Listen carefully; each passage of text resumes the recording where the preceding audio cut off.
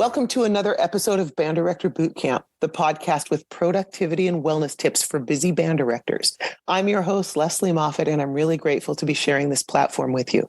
As busy band directors, we know you don't have lots of time to watch lengthy professional development webinars, so we share 20-minute tidbits with takeaways you can use to support you in this awesome profession and in a healthy way.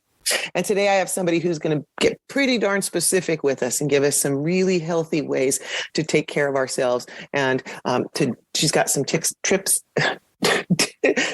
and tips up her sleeve. And this is Brenda Winkle, who has been a music teacher for 26 years. Now she's also an educator, a healer, and a guide. And she comes to us from the Portland area. Welcome to Band Director Bootcamp, Brenda. Thank you for having me, Lesley. I'm so excited to be with you today.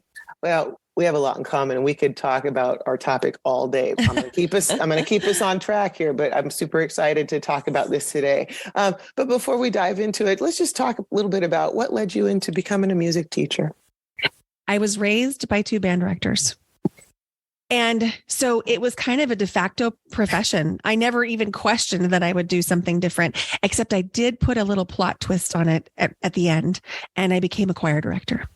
And the dark side. The dark side. That's what they thought. It took them a few years to get over that. But I actually trained as an instrumental music major and prepared to go out and teach band, and actually taught band for 1 year. And then I was an assistant band director for 1 year, in addition to the 26 years as a choral music educator. So you didn't need stress management then, because you were a choir teacher. There's no stress in that. Right? Exactly. That's what I've heard. That's what they tell me. Awesome. But if you did have stress, now you would have a tool here. So you guys are going to want to stay tuned today, because she's going to talk about a 1-minute secret that was a game changer for her and can be for you too.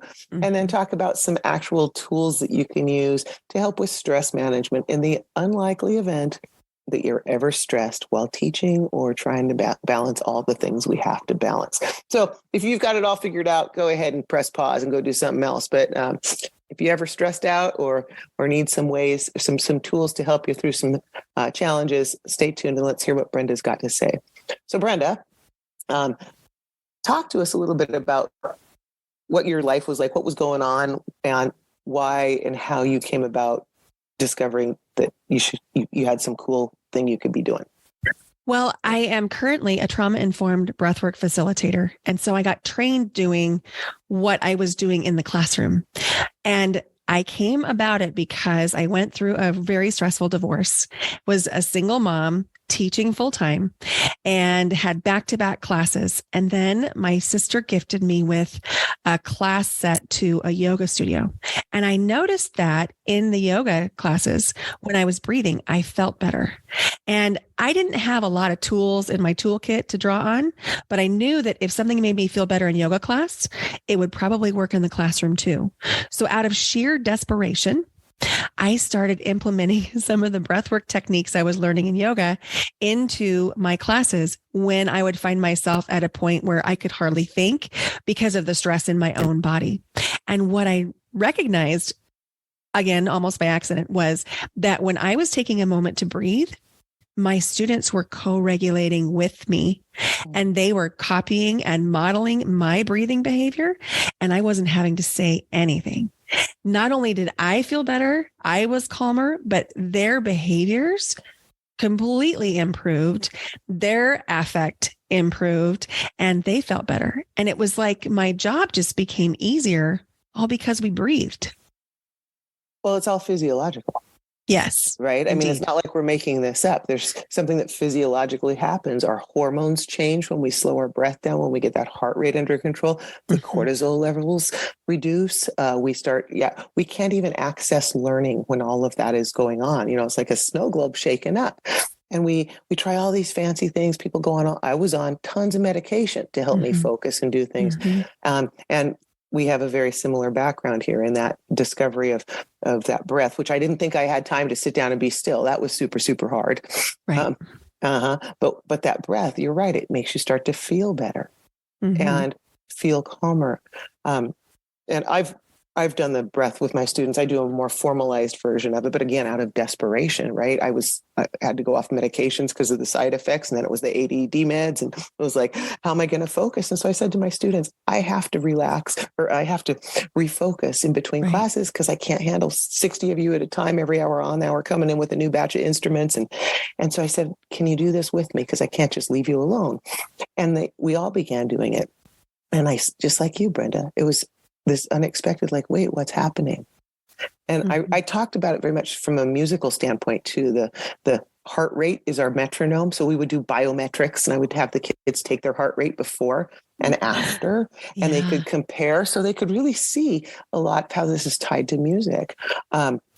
I remember we had a horrible incident happen that involved death. I mean, and one of our students and the whole bit, and we got that emergency faculty meeting before school. Nobody wants that. And I go into my first period class, and one of the students was involved. I mean, it was not a good situation. And I walked in, because you know how teachers are. They're like, oh, here's some really awful news. Now go on with your day. And now I'm faced with 60 kids who all knew this student who had been impacted by this. And I can't say anything, of course, because we have to keep all that. But the kids had been on social media and knew something was up. And I said to them, I can't talk right now. I need to breathe with me. And we started the breath work. And nobody ever spoke up during that, except this time. DJ's like, what's that sound? And you could hear this boom, boom, boom, boom, boom in the room. And it took me a second. And I said to the kids, finally, I wear a lapel mic when I talk, or when I teach. I wear a lapel mic. It was picking up my heart rate, because it was just pounding, and that was coming through the stereo speakers. And I said to the kids, when I realized, I said, that's my heart beating. That's how my body is responding to stress right now. And as we did our breath together, you heard the deceleration and softening, and pretty soon my heart rate got back to normal and was no longer audible. But that was such a powerful moment when we all, I mean, I was modeling by accident. Here's what's happening in our bodies. And then they really understood. And they're like, oh man. So yeah. So tell us more about when did this happen in your career? What do you think life would have been like if you hadn't done this? Well, I just became a trauma-informed breathwork facilitator in April of 2023. And so I left the classroom in August of 2022 in order to get my training. And I did it because I moved states. I moved from Idaho to Oregon. And I don't know why I thought this, but I thought that the problems that the students were facing would be different, and they weren't. And the pandemic laid bare all of the inequities that we have in our families for our kids. And one of those areas of real challenge is kids and parents are in distress, and they still are. And they needed support. They needed help. And I was teaching breath work in the classroom without really knowing anything about the science behind it, or the techniques, or the breath patterns, or any of the ways to actually really make an impact, just with my own intuition and helping kids. And then the parents would come in and they would talk to me, and they would want to know about the breath I was teaching to their children, because it was being taught to them at home. And so I realized I need to do more of this. I need to really dig in, and I can help more people on this side of the classroom teaching breath work outside of schools, so that it can go back into schools than I could teaching my own students. And so for me, and what I've noticed in the students that I work with is when we can come back into the body and we can calm ourselves by lengthening the exhales. And there's tons of science to back this. When we lengthen the exhales, we can lower our blood pressure. We can lower our heart rate. We can even change the pH of our blood into a more neutral pH just with the breath. And so that's something that we can all do. So if you've got an escalated behavior, whether it's your own heartbeat because you're responding to stress and trauma, or you've got a 14-year-old who has hormones flowing through the body, and they're anxious and they're doing the 14-year-old things, we can use the same breath for both bodies, and we can have a positive impact. And so one that we could try right now, just to see how it feels in the body, is something called the Halo Active, which is in through the nose and out through the mouth. And if everything's feeling kind of balanced, we can make it a circle.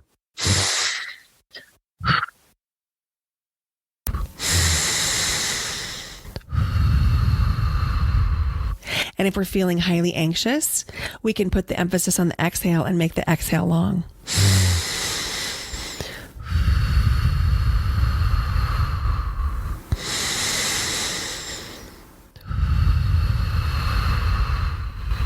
It's a great way to have kids internalize beat and count. You can do an inhale of 2, an exhale of 4 if you want to lengthen the exhales. And that internalized beat is something that kids, even as young as 4th grade, can do and do successfully and do really well. Yeah. Ooh, I love that. And yeah, using the same breath, but depending on like the longer exhale has just a different little bit of touch. Mm-hmm. So before we come back to the final question, I just want to take a moment to mention to all you listeners how you can put some of these practices we've been talking about on our episodes into practice in your own life. Welcome, Band Director Bootcamp listeners. If you're feeling a bit burnt out and are ready for support and accountability partners in your wellness and productivity, we have an amazing opportunity for you. Join our 90-day virtual boot camp, a community initiative designed for busy band directors like you who love their job but seek a more sustainable approach. We'll meet weekly, discuss your wellness goals, and develop strategies to help you achieve them. We'll tackle productivity hacks and fine-tune systems for the upcoming school year. With 35 years of experience, I've got some tricks and tips up my sleeve that I can't wait to share.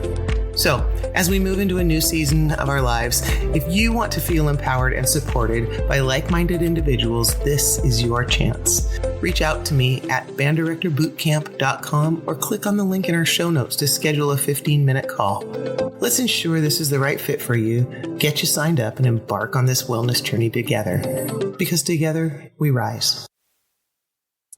All right, we are back again with Brenda Winkle. And Brenda, for the last bit here, a little different than I normally do with people, because I want you to give us a little something different. And could you teach us, like you just briefly touched on the circular or halo breath pattern, you called it. Could you teach us another 1 or 2 patterns and what they might be used for in a time of stress maybe, or nerves, like backstage kind of thing? Maybe give us a couple of specific breath patterns, because we could teach these to our students. Absolutely. Yeah. And I even have a handout that I can give to your listeners that has a list of breath patterns that you can use in school, what age groups you can use them with for recommendations, and then some different visualizations you can use for kids.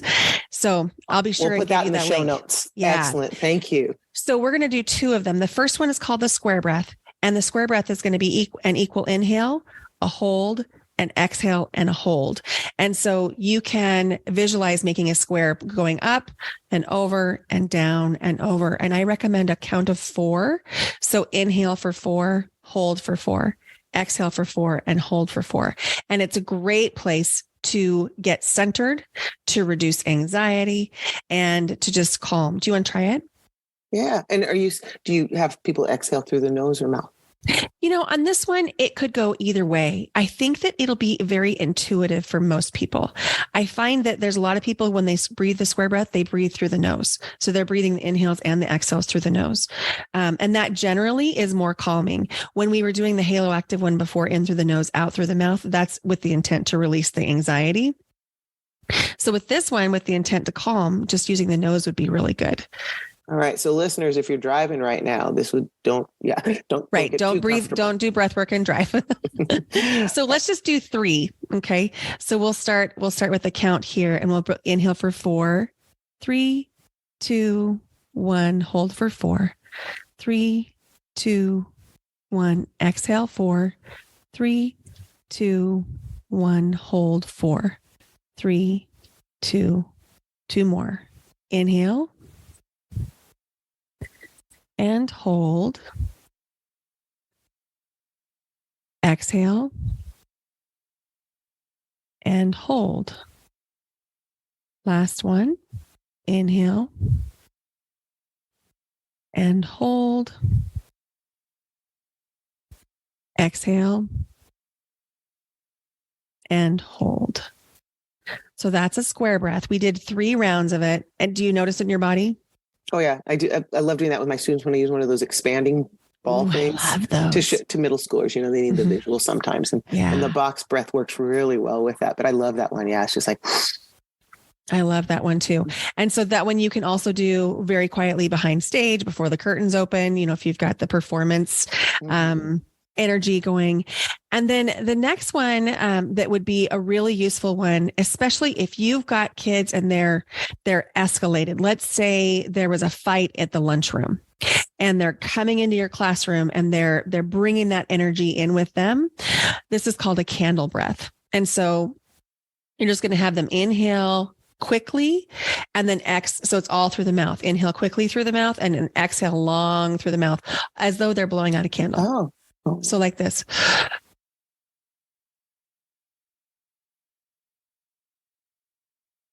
Maybe to a count of 8 if they can do it, depending on their breath support, right? So the big one count inhale.